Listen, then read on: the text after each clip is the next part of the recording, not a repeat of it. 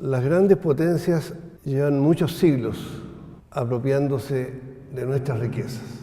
No es un hecho reciente, no es nada nuevo. Una buena lectura de las venas abiertas de América Latina nos introducen en ese laberinto de conspiraciones, de crímenes, de invasiones, para apropiarse de nuestra riqueza, de nuestro cobre, de nuestro hierro, de nuestra nieve, de nuestros lagos, del océano, del fondo oceánico, del borde costero, de nuestros bosques y, lo que es peor, de la mente de nuestros pueblos. Ya en el siglo XIX y a principios del siglo XX, Europa, especialmente Francia, Inglaterra, saquearon, depredaron, dejaron un gran forado en África. No es reciente la desertificación. El cambio climático comenzó hace un siglo en África. Millones de seres fueron exterminados por enfermedades o por la metralla de los ejércitos europeos. Todo el orden actual está basado en el avasallamiento militar, en el genocidio. Por lo menos más de 100 millones de pueblos precolombinos de nuestra América sucumbieron a la opresión primero española, luego inglesa y en el siglo XX y en este siglo de los Estados Unidos. Ellos aplicaron una doctrina de Estado, la doctrina Monroe, y después de la Primera Guerra Mundial sencillamente se repartieron el mundo en la Conferencia de Versalles. Pero el sistema tuvo sus crisis y la gran crisis de 1929 obligó a revisar el mito liberal, el mito de la mano invisible. Y en Estados Unidos incluso el presidente Roosevelt echó por tierra el laissez-faire, intervino con el Estado en la economía y abrió paso en toda América Latina a un proceso de intervención del Estado en la producción, en los servicios. Y surgieron entonces empresas estatales y se ampliaron los derechos de los trabajadores, los derechos de las mujeres, los derechos de los indígenas. Se fue abriendo paso un proceso democratizador. Lázaro Cárdenas en México, Pedro Aguirre Cerda en Chile. Ese proceso fue clausurado violentamente en Chile en 1973. El ensanchamiento de las libertades democráticas, no nos olvidemos que el derecho a voto de la mujer se obtuvo apenas en 1949, recién en 1949. Para los más jóvenes les quiero recordar que Gabriela Mistral fue premio Nobel en 1945 y no tenía derecho a voto en Chile. Ese proceso fue abortado porque no es posible imponer la dominación del gran capital sobre los pueblos y las naciones en democracia. Es absolutamente incompatible la libertad, la igualdad y la fraternidad con las ganancias de las grandes empresas multinacionales. Y eso es lo que presenciamos hoy. 26 tratados mal llamados de libre comercio y el TPP no son otra cosa que impedir por los siglos de los siglos que recuperemos el cobre, que recuperemos el litio, que recuperemos el agua, que recuperemos el aire, que recuperemos la paz, la tranquilidad, la coexistencia, la soberanía popular. Hubo un momento en Chile en que tuvimos soberanía. El 11 de julio de 71 fuimos capaces de mirarnos las caras, gente que pensaba distinto, y acordar por la unanimidad del Parlamento, pero con el apoyo del Ejército, de la Marina, de la Aviación, de Carabineros, de la Iglesia Católica, de la Masonería, de todos los sectores, incluso empresariales, fuimos capaces de violentar la voluntad hegemónica de los Estados Unidos y expropiarles a la Kennecott y a la Anaconda la gran minería del cobre. No estoy hablando de una ilusión, estoy hablando de recuperar un proceso que ya vivimos en nuestro país y que ahora hay que extenderlo a todo.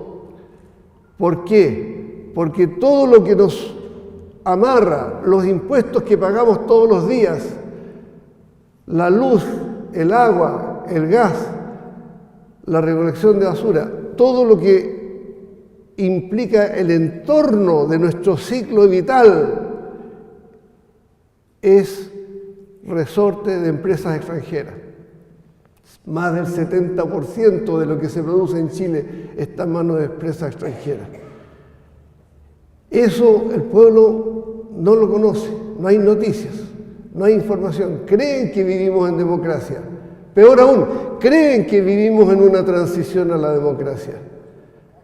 Pero no puede haber ni democracia, ni transición a la democracia, ni soberanía, ni igualdad, ni libertad, ni fraternidad, cuando más del 70% está en manos de capitales extranjeros, cuando están los privilegios militares, los privilegios parlamentarios, los privilegios de las cúpulas de los partidos políticos, los privilegios de la cúpula empresarial, los privilegios del alto clero, y en oposición a ello, el sufrimiento, el dolor, el martirologio, los crímenes, el infierno para los niños del Sename, el infierno en las cárceles, el infierno en las poblaciones, el abuso en las comisarías, torturas y violaciones en los cuarteles, eso que no aparece en la luz pública, pero está todos los días, a esta misma hora que estamos hablando acá, ese infierno nacional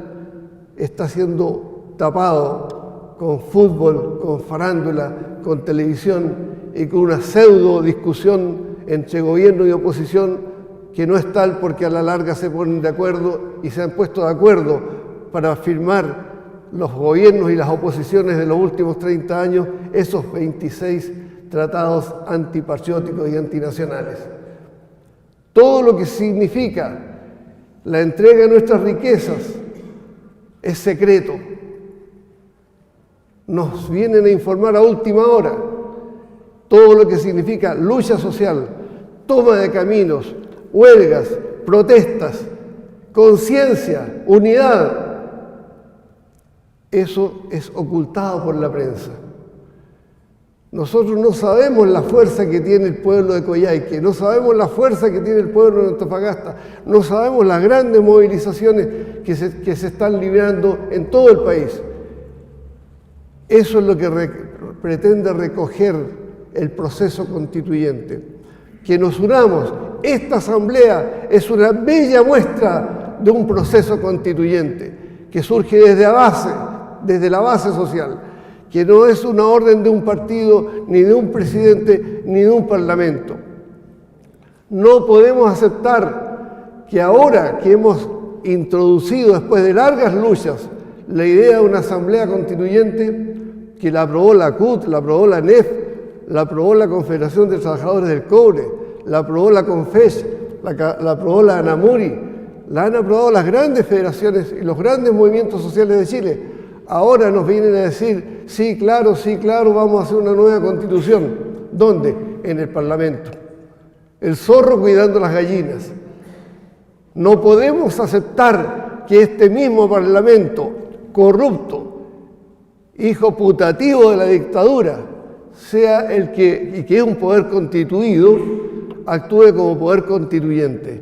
El único poder constituyente somos nosotras y nosotros, los pueblos de Chile, y no podemos renunciar a este derecho que ya han ejercido prácticamente todos los países de América Latina, y tenemos que, por lo tanto, generar el poder necesario, la correlación de fuerzas necesaria. Esa correlación de fuerzas se genera en este proceso, en que nos unimos por sobre las diferencias partidistas, por sobre las diferencias ideológicas y ponemos en el centro el sagrado derecho a la soberanía y a la autodeterminación. No basta votar. Cuando votamos no elegimos. Cuando votamos no estamos cambiando nada porque el presidente que elegimos, el alcalde que elegimos, el senador, el diputado que elegimos no tienen ningún poder al lado de las transnacionales, al lado de las empresas mineras, al lado de los dueños de la AFP, al lado del capital financiero, al lado de los poderes fácticos. Chile no es un Estado de Derecho, Chile está en manos de poderes fácticos y el poder constituyente originario que debemos construir nosotros debe doblegar ese poder fáctico. ¿Para qué? Para generar una nueva constitución, para terminar con las leyes secretas, para terminar con las leyes orgánicas constitucionales y hacer un nuevo Chile basado en la cultura, en la tradición y en la hermandad que nos debemos con América Latina. Ese proceso constituyente debe culminar en una asamblea constituyente y esa asamblea constituyente debe recoger toda la sabiduría popular, toda la experiencia democrática, toda la voluntad libertaria de nuestro pueblo que se proyecta desde Lautaro y Michimalonco hasta nuestros días. Y con esa libertad, con esa fuerza de los pueblos, hacer un pueblo, una nación verdaderamente libre y soberana. Gracias.